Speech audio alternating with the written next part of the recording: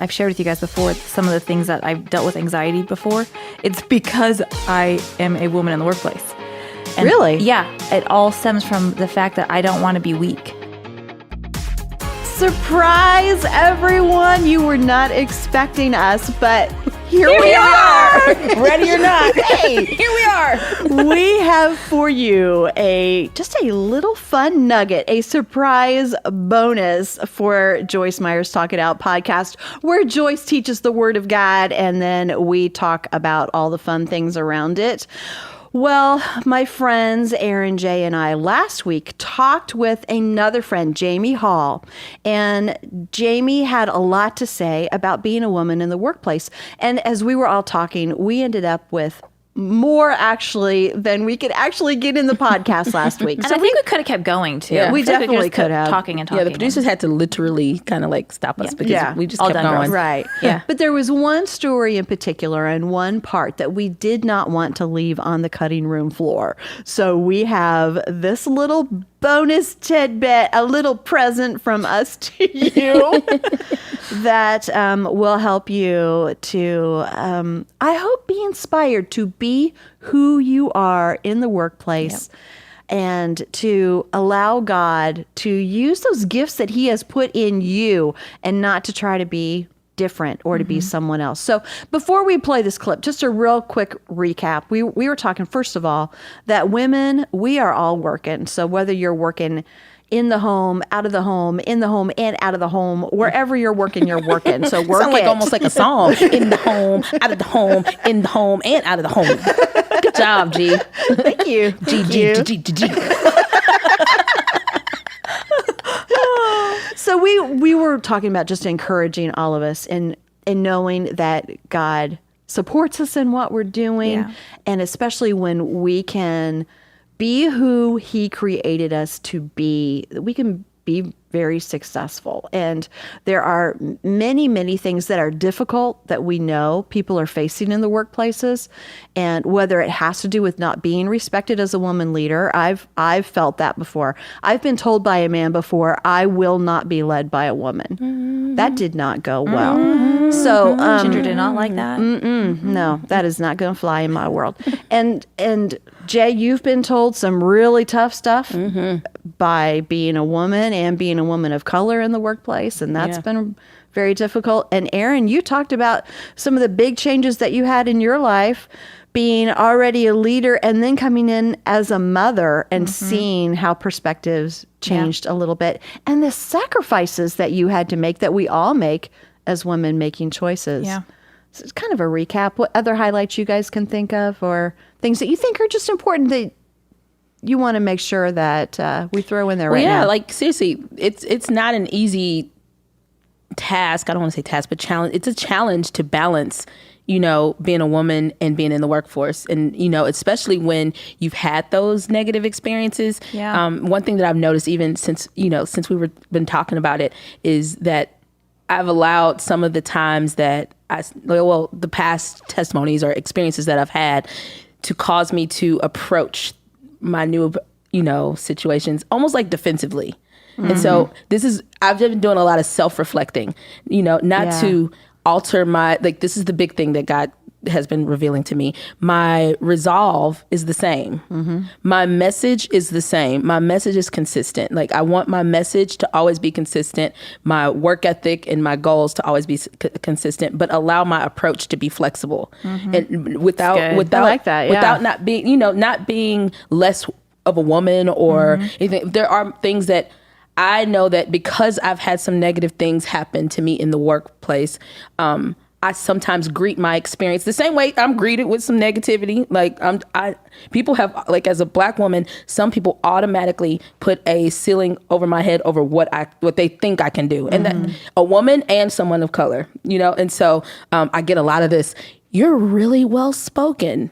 Or like it's a surprise. Yeah. Or like, man, you're so balanced. It's what? Like, what does that mean? Like, is it because why do people do this? So I sometimes now greet those experiences, like in professional, even on my first day sometimes, I'm ready. and sometimes I need to just disarm myself. And so just in this, studying this and talking through this, learning how to be authentically me, but allowing my approach to be more flexible. That's great. You know, so that I don't come to a situation ready to be like, don't talk to me like that because I'm a Black woman. You know, like, I mean, even if it's true, I just don't want to approach everything like that. I think that's a really great point. And, you know, the whole girl boss thing, okay, I'm glad that it's made a difference for women. I really am. But I believe you need to be the best boss you can be and forget that you're a girl boss. Yeah. You know, be the best that you can be because God has put amazing things in you that he has not put in anybody else that workplace needs. And that whatever you're doing, it needs your input. It needs your creative and your talent and your intellect behind it. And so, you know, forget about what everybody else is saying. Study, know your stuff, and go in with confidence because God has put you there for a reason. Yeah. After we recorded, I realized, I've shared with you guys before, some of the things that I've dealt with anxiety before. It's because I am a woman in the workplace. And Really? Yeah. It all stems from the fact that I don't want to be weak. And so I get insecure about failing at work because I will look weaker than probably my male counterparts or just other people at work. So it causes me to feel anxious. And it's the only area I feel it in. So to me, I need to like let that go and don't put so much pressure on myself. I think we put a lot of pressure on ourselves as women We do. to be able to show that I can handle the world. So I'm going to not do that. Yeah. Well, let's do this because that's a new thing that you've brought up. Yeah. Erin. So that was just, Yeah. I mean, wow, what a special nugget to drop on the special Yeah. You didn't know that was nugget. coming. I forgot I was going to tell you. Because we've been talking about this anxiety piece for since the beginning of Talk It Out. Yeah. And so Wow. the fact that you actually, Look what I figured out, guys. congratulations. Thank you. So let's listen to this little nugget, the story that Jamie shared with us. And then we're going to come back. We're going to talk more about it. And we're going to talk about what Erin just said. Yeah. So don't go away. Here's Jamie Hall. So, you know, we all, I think, as we reflect on, you know, how can we be a better leader? Oftentimes that question comes through extreme conflict, right? And like, I do not get along with this person. Why do I not get along with this person? And just over my career, I've sort of identified there are a few personality types that I love. Diane Kramer. If you know Diane Kramer, Yes. she goes, "Oh, honey, they're your sandpaper." They just kind of rub you the wrong way, rub you raw. It hurts a little bit, but girl, after that relationship is over, you are smooth. I love that analogy. It's like the people that are our sandpaper, and I'm like, I get along with pretty much everyone, I think, right? I mean, I don't know a stranger. And so if I have a conflict with someone, it just weirds me out because I'm like, I mean, and I'm also a people pleaser. I have a little bit of approval addiction. Yes, it's a great book. You should read it.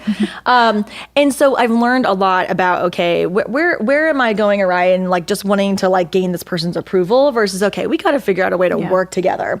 And one of those personality types is people that are pessimistic because I'm an optimist. And I'm like, I've learned they're equally annoyed by me as I am by them, right? And like, how can we create a conversation in which we come together with different perspectives and that we're okay with those different perspectives instead of being frustrated or annoyed? And the other thing is, I mean, this is Talk It Out, right? So we can just get right to it. Older men and older men with a bit of an ego, we just don't always mesh that well. And I think it's because I'm naturally confident. And so when it matches and I'm young and I look younger than I am. And so when there's an older man and I'm there saying we should do this, there's like, no, we shouldn't. I'm the boss. I'm the leader. And that like it creates conflict. And I was processing that through with one of my peers and saying, can you help me figure out, like, how can I be approaching this demographic differently? Because I feel like I'm turning this demographic off in some way. And, you know, part of that has, like, cost me responsibilities, expanded roles in the past. And I don't want to keep, like, my career being at a detriment, right? I'm in the legal industry. there's a lot of older men in the legal industry with egos. Like, these are my clients now, right? I got to figure out how to make it work. And the advice I got was, well, you come into the room with your dresses and your red heels, and you just kind of show up in the space. And, I think that kind of turns men off sometimes. And maybe if you kind of downplay that femininity, because that's sort of like sending the wrong message, right? Like, if you just try to like, I don't know, don't become masculine, but just try to fit in, right? It's that's the message I got, was just try to fit in. And this peer was very well intending, right? And a different generation female from me. And so I get where that was coming from. Also, she's been a part of a very traditional conservative organization run by, prominently men. And I actually was like taking that to heart and thinking, okay, maybe that's what I should do, And I was wearing my red heels one day, and I had this revelation that I was like, no, that is my inauthentic self, and it's not about my ability to be successful as a leader should not be dependent upon my footwear. Quite opposite, actually. I mean, but when you say it out loud, doesn't it sound ridiculous? Yes. But, I'm like, yeah, okay, maybe I should, consider that. I'm like, no, a man's future in leadership is not dependent upon his footwear. If it was, they would have been fired years ago. Sorry, most of them, a lot of them. I don't want to cast, gender. Men, sorry, you have some good footwear sometimes. But, it's like my abilities to lead are not dependent upon my femininity. I need to embrace who I am and use that. Yeah. There's so much, though, that God created in us as women for a purpose, and to use that femininity, use the way that we were wired to do his work and to do it more effectively. And I just felt so clearly God saying to me, I made you to stand out, not to fit in. Mm-hmm. And he says that about each of us. Mm-hmm. He says that about each of us because he made us each unique. Mm-hmm. So he created us to stand out, not to fit in. So, I'm still rocking those red heels.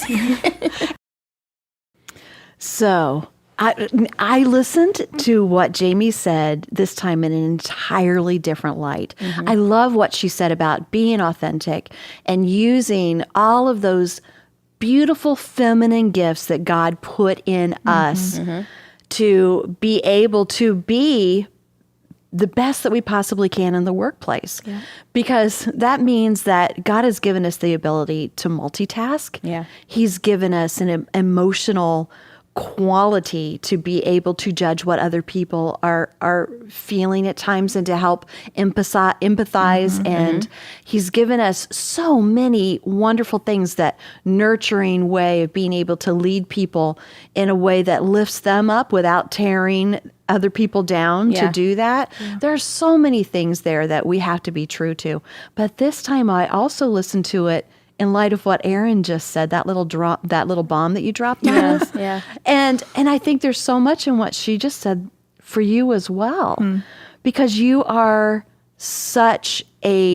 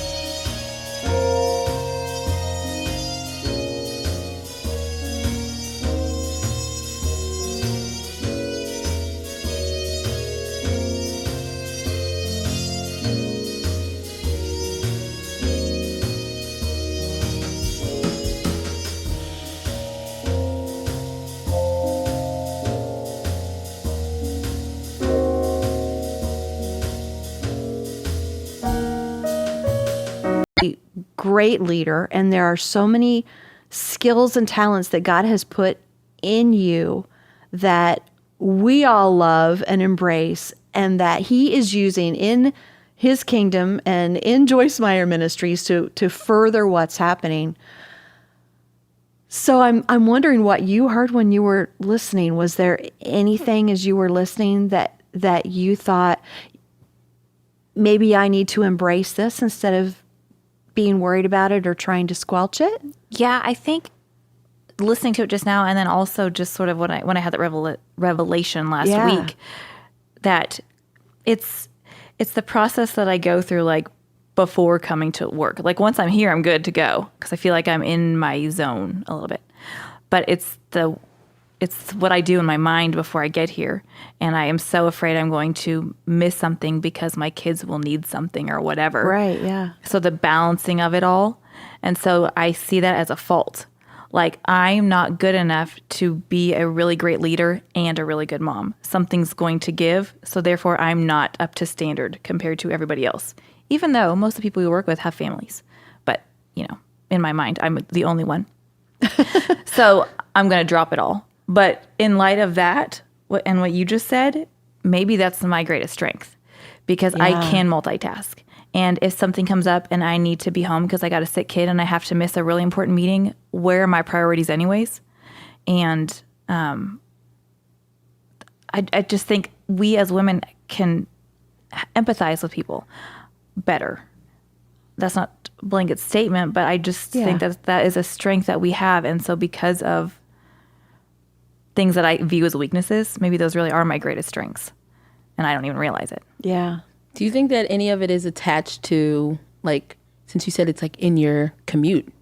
Mm-hmm. Do you think there's any like guilt maybe for leaving home? Probably. We weren't supposed to cry. This is just like a recap for the surprise episode. Probably because it started when I had Caden and when I went back to work. And so I never wanted to be a work from home mom or a mom who works out of the house. I knew I wanted to go back into the office because that's where I thrive. But leaving did cause me a lot of guilt because so many friends were staying home. And then, so there's the guilt of that. But I also I would feel guilty if I missed something at work because I have a kid who needs something. So it's just this constant like pull of my, I don't know, heart and my mind. Yeah.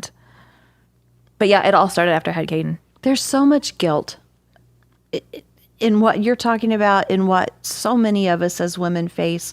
I remember that feeling also of, what should I do? I feel called to this. Yeah. Oh, yeah. And I feel called to this. Mm-hmm. Nothing's more important than my family. Absolutely. But I know that God has put something in me that I feel he's calling me to do. Mm-hmm. And so it's very hard to balance everything without feeling some guilt. And then there's, unfortunately, guilt that you, rightfully so or not, feel from other women. And, when my girls were little, I actually went through a really, really tough time where several of my friends got very negative about what I was doing and just frankly said I was a bad mother because I wasn't at home full time with my kids.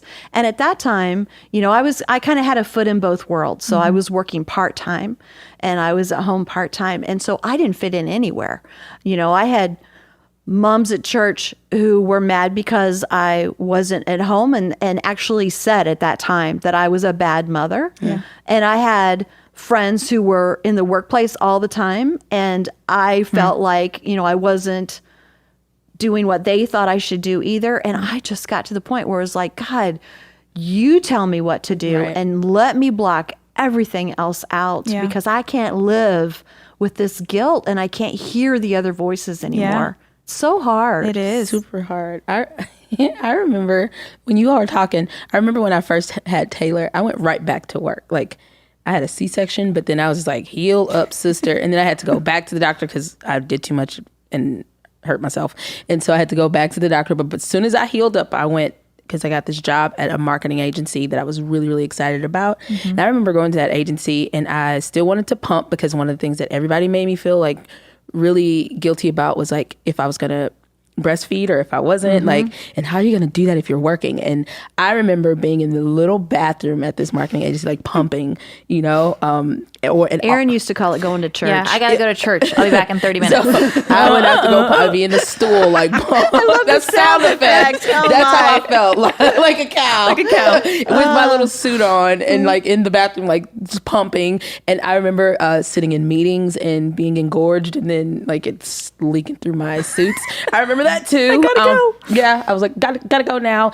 I just remember all of that. I remember being jealous of my mom because she was watching Taylor at the beginning and some of the Yeah. milestones that were happening. So I just remember all of that. And so I just wanted to share that with you. Like, you aren't alone with feeling like that. I'm sure a lot of people listening have felt that guilt of it, which gives you anxiety because you're like, I know I'm supposed to be doing this, but I feel like I'm dropping the ball on something else. I think that's exactly what it is because I feel like it's a tension of, am I a mom or am I a worker? Do I go to work? Which one am I? And it's like I have to choose. And I want both because I know I'm called to be a mom, but I know I'm called to my job. Yeah. So it's that tension of like, which one do I choose? If I have to choose, what do I do? And Yeah. Yeah. And we all make sacrifices. right? Yeah. We all do. make sacrifices no matter what we choose. And you may have something very firm in your mind. This is right. This is what everyone should do. Or at the very least, this is what I needed to do. And what we need to do, honestly, is come right back to the center of asking God what he wants for me at this time, because it may change as well. You may be in one situation for a while and for that season, and then it may change to something else. And one of the hardest things is to hear God's voice when he's talking through that and not hear everybody else's.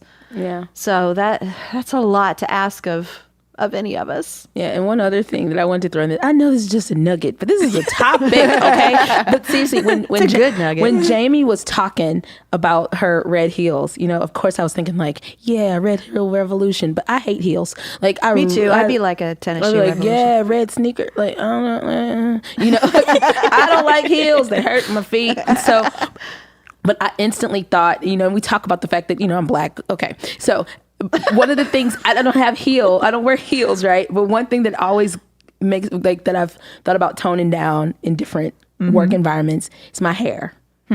No. It's I always worry about my hair and how much I change it. Like, black ladies, a lot of all my sisters out there, like, we like to change our hair, and a lot of white people like to touch it, but especially when I change it. But that is a part that's That's one one of the things I look most forward to. Me too. Like, because Is to seeing exactly. and then I tend to like change my Bitmoji based off of my hair. You do. I'm trying to stay really connected to it. But in a professional setting, it does, like, that's one of the things that's like toned down like that. But that's a part of my femininity that I still like to express that. So, and then people are like, is that your real hair today? Or don't ask us Does it that. matter? It doesn't matter. It's real to me. Okay. But that's one of the Right. things when I was like, well, what do I have that's my red heel, Yeah. that I try to tone down. And my hair is a big deal for me, even like, and how my hair is typically helps me figure out how I'm going to function, or like, it, like if it's a power hairdo, if it's a spicy hairdo, like what is it? And so I change my hair quite often. Yeah. So I just thought of that when she talked about the red That's heels. fun. Yeah. And that's Yeah. don't squelch. I like that word because I always say squash, but it's squelch. You said that you earlier. can squash or squelch. But squelch, Either squishy word squelch- works. Just don't do either of them. Squelching sounded a little more like, So don't squelch who you are. Be your authentic self. And if that means changing your hair or wearing your heels or wearing your sneakers, be who God has called you to be. Or be a mom who stays home with your children and love it. Yes. Or be a mom who God calls you into the workplace and you're still a great mom at home and you do the work thing, and you're going to hurt sometimes. Yeah. And you're going to make sacrifices. But if you are totally seeking God, God promises that when you seek him, you will find him and he will speak to you. Absolutely. And he will give you what you need for that time to do what he asks you to do. So that's where so our good. confidence has to lay. I think that's something that all of us young moms need to hear is that follow God's peace. It doesn't matter what it looks like. If it looks different than all the other moms that you're around, you go where God tells you to go. And that is all that matters. And I can say that I've had more peace because I've done that. And I think this tension I feel, it keeps me close to God. And it's not something I want. And it's something I continually give to him. But also, it makes me rely on him. Yeah. So that's not all bad. And also, if you're a lady out there that if you're a single lady and you want to start that business, start it. You know, if you want to weld. And if you're an empty nester and want to do something, do it. Like, be who got, like, we're all in this together, and we're all seeking to live our fullest lives, the potential that God has set for us. So don't live in fear. Don't say like, well, that's a guy job or that's this. Like, just go out and do it. Like, be confident in it. God told you to do. Yeah. Well, we hope that you've enjoyed this little extra tidbit. And now for an added bonus, we have an invitation. Hey, that was cute. We have We're an so invitation for you, something super fun coming up that it will not be right unless you're part of it. And this is the Love Life Girls Night In with Joyce. It is a live, interactive streaming event. So you can be at home with your red shoes on or off. We don't care. And you can have your hair however you want it. Yes. And you're going to take place in this really great time where Joyce is going to be teaching on kicking fear out of your life. It's going to have Carrie Job and Cody Carnes with some really sweet, intimate worship moments that are going to be so important. And we're going to do a live Talk It Out video podcast, and you can be part of it by sending us your questions and your comments as we go. So it's going to be so much fun. The date is September 11th at 7 p.m. and you can register to be part of it. It's really inexpensive, and all proceeds go to Project Girl. So you can register online, and where you want to go to register is joycemeyer.org/nightin. joycemeyer.org/nightin. And we really, really hope you'll join us. We're all going to be there. We need you there with us. Yeah, register now. Register right now. I'm buying new slippers. Yeah. And the suggested donation is only $10. So if you, I mean, it's just a fun night with us and with Joyce, and learning how to kick fear out of the, you know, like, and we need that, especially with this topic. Yes, of we do. Great time to workplace. do that. Yes, we do. And this month is Girls Month, you know, Project Girl Month. So let's do it. Let's do it. Together. Let's do it together. Well, we hope you enjoyed our little extra bonus surprise for you. We will be talking again next week. Bye-bye, everyone. Goodbye. Bye.